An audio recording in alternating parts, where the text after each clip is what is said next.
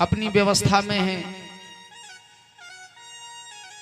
बेटी अपने कार्य में संतुष्ट कोई किसी से नहीं है।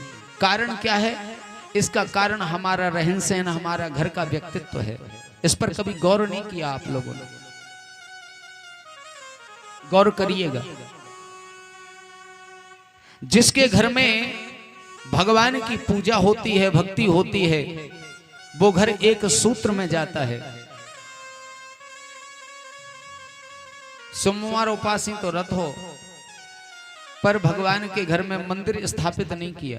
बुरा नहीं मानिएगा, मैं आपके व्यक्तिगत विषय में नहीं बोल रहा, मैं आपके व्यक्तिगत विषय में नहीं बोल रहा कि साहब आपके घर में तुलसी घरा नहीं है कि क्या नहीं, ये इस पर मैं गौर नहीं कर। मैं बस इतना कह रहा हूं आपसे, यदि घर में सुख शांति चाहिए तो घर के रहन सहन को हमें बदलना पड़ेगा, संस्कार लाने पड़ेंगे।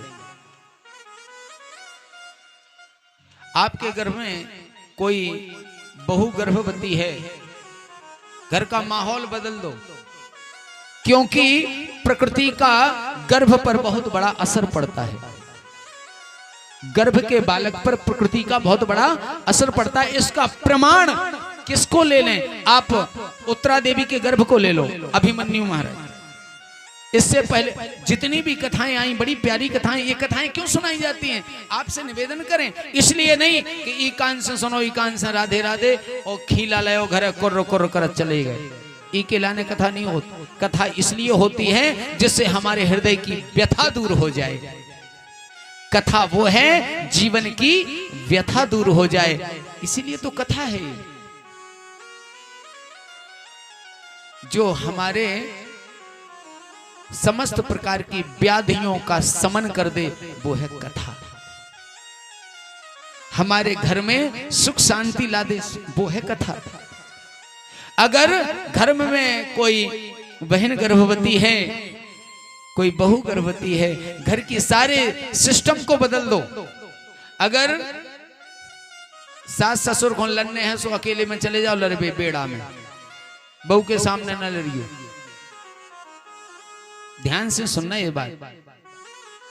अगर आपको घर का खान पान बिल्कुल सिस्टम का रखिएगा। अगर टीवी भी चलाओ तो संस्कार और उत्सव चैनल चलाओ, अच्छे से चैनल चलाओ जिनमें केवल भगवान की भक्ति और भजन हो।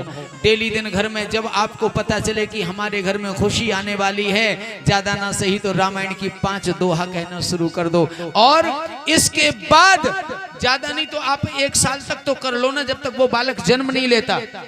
इसके बाद अगर उस बालक में कोई परिवर्तन नहीं हुआ, आगे भविष्य में हमारा नंबर दाऊ नो मिले, सीधो कोर्ट केस कर दियो हम पे। महाराज तुमने कही थी 1 साल तक हमने बड़े टेंशन में रहे, भक्ति करत रहे। समझ रहे ना? गर्भ पर प्रभाव पड़ा। क्या गर्भ पर प्रभाव पड़ा? कि गर्भ में ही उन्होंने भगवान को से आत्मसार हो गए। प्रहलाद जी महाराज जब गुरु को पता चला, आश्रम में जाए और जैसे आश्रम में कक्षा विरक्त देखें, केवल भगवान का भजन करने लगे। गोविंद मेरो है, गोपाल मेरो है। गुरु को लगा अब तो गड़बड़ है, क्योंकि समस्त पृथ्वी पर उसके प्रहलाद के पिता का शासन था और सब लोग हिरण्यकश्यप को ही भगवान मानते थे। इतना आतंक था, बिल्कुल इतना आतंक था।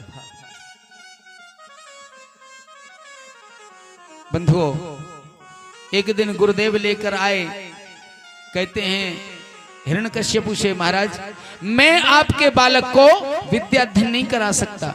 क्यों?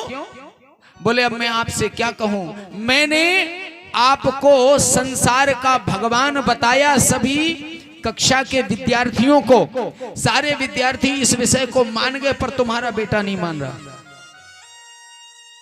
प्रहलाद जी 5 वर्ष की अवस्था में, 5 साल के हैं, गोदी में उठा लिया हिरण्यकश्यपु ने। बताओ बेटा गुरुजी ने क्या पढ़ाया? ध्यान देना, क्या पढ़ाया?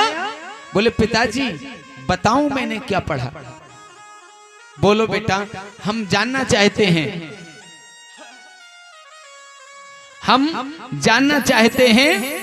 तो उन्होंने कह दिया, श्रवणम कीर्तनम विष्णु स्मरणम पाद सेवनम अर्चनम वंदनम दास्य सख्यमात्म निवेदनम। ये श्लोक है, इसका अर्थ क्या है? बोले पिताजी, हमने पढ़ा गुरु आश्रम में, जो राम जी ने सबरी मैया को सुनाई। क्या? बोले नवदा भक्ति। क्या बात है, इतनी प्यारी कथा बंधो। कह रहे हैं प्रहलाद जी, पिताजी मैंने पढ़ा, प्रथम भगति संतन कर संगा, प्रथम भगति संतन कर संगा, प्रथम भगति संतन कर संगा, प्रथम भगति संतन कर संगा, दूसर रति मम कथा प्रसंगा, दूसर रति मम कथा प्रसंगा, दूसर रति मम कथा प्रसंग। पहली भक्ति संतों का संग करो, दूसरी भक्ति मेरी कथा के प्रसंगों